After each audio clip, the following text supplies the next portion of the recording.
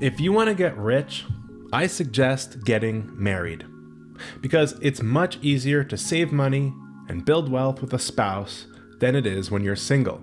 In this video, I'm going to break down the reasons why being married is in your best interest, at least economically speaking. And some of these reasons might be things that you had not considered before. So let's get into it. The first reason is higher income, and there are a few ways that this can play out. The most obvious being dual incomes. I mean, obviously, that's going to be a huge advantage if both you have an income and your spouse has an income. Double the salary, double the earning power. Even if you don't quite double your salaries, it's 2 incomes instead of 1. That makes a huge difference, and if you can learn to live on only one of those incomes and bank the other, well, I do think that's the way to get rich. If you're married, you can also double your available retirement accounts. Double the 401k, double the IRAs. I mean, if I was married to myself somehow, if that was possible, I would have 2 IRAs, 2 401ks, and 2 457b plans, and an HSA.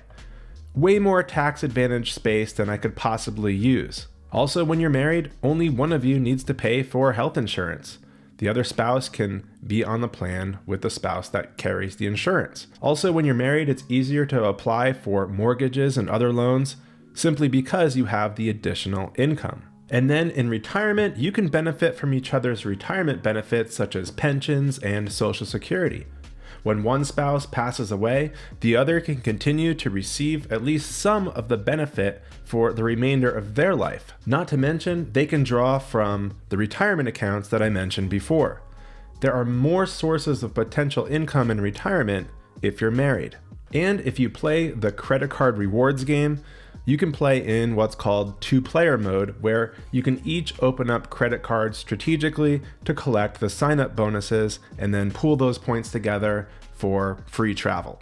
Another way being married can increase your income is that one spouse can focus on earning money. If you have kids, one spouse can focus more on the career and the other spouse could focus more on the kids.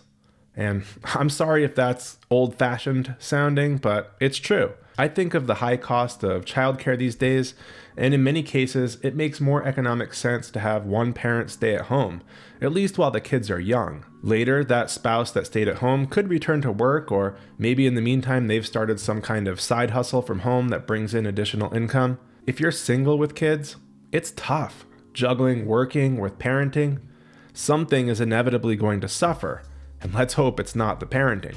And if you're married, one spouse might become a high earner, higher than you even expected. You have a better chance that one of the two of you knocks it out of the park career-wise and earns more than you thought. It might not happen that way. Maybe you just plod along and slowly but surely get raises along the way. But if you're married, you've doubled the odds that at least one of you starts bringing home the big bucks. Another reason why it's easier to get rich when you're married is that spouses share expenses. You think about things that are in a household, the house itself, and pretty much anything in it, except for clothes and toiletries and that sort of thing. They are all shared. You typically need one dishwasher. You need one refrigerator. You need one television. Well, maybe 2 if you're a typical American, but you can share these things. You only need to buy one of them. You only need to maintain one of them.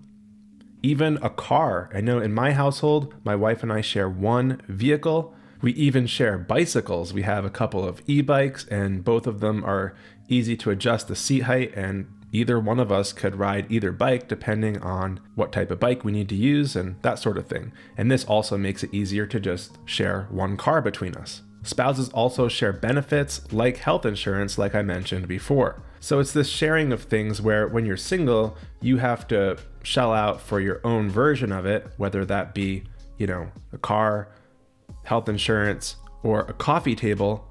When you're married, you can share these expenses, and that cuts down on your costs quite a bit. Another reason is the potential for inheritance and other family help.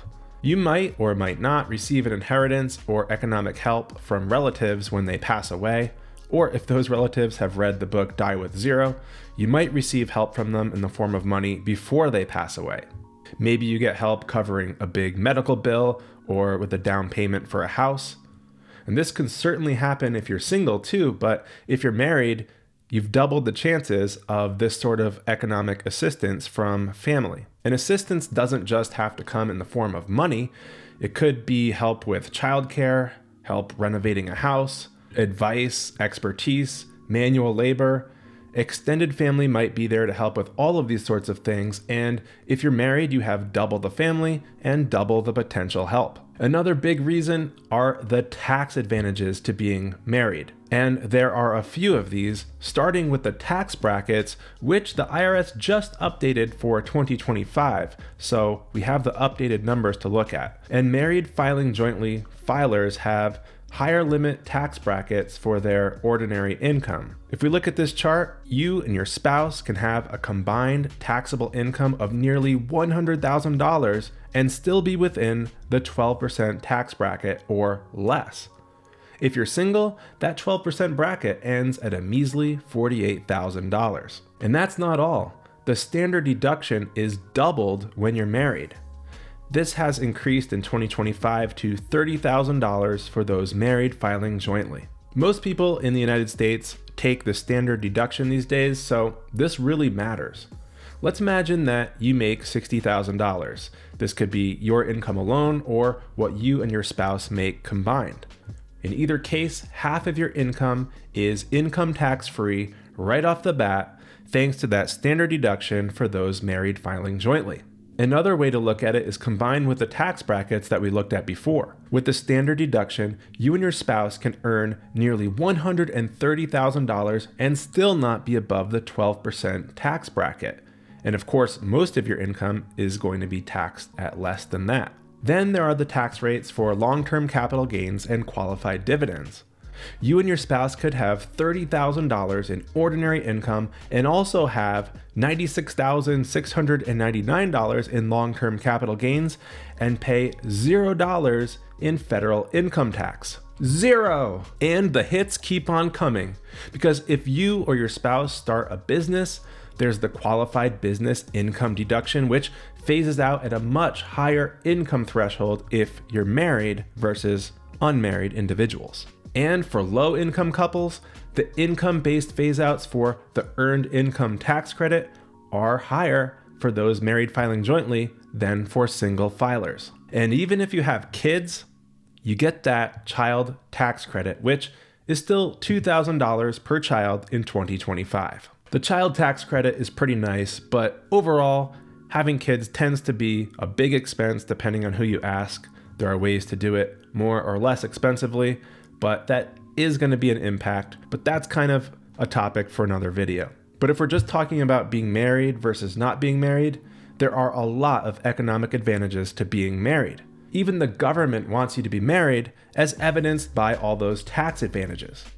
And I truly believe it's easier to get rich when you're married. But there is a big caveat to all of this, and that is you need to avoid divorce. Because I've heard that it can be very expensive and all these economic advantages will vanish. So if you're going to get married, and I recommend that you do, make sure to pick the right spouse, work on your relationship, stay married for life, and grow rich together. And if you want another great way to grow rich, check out this video right here.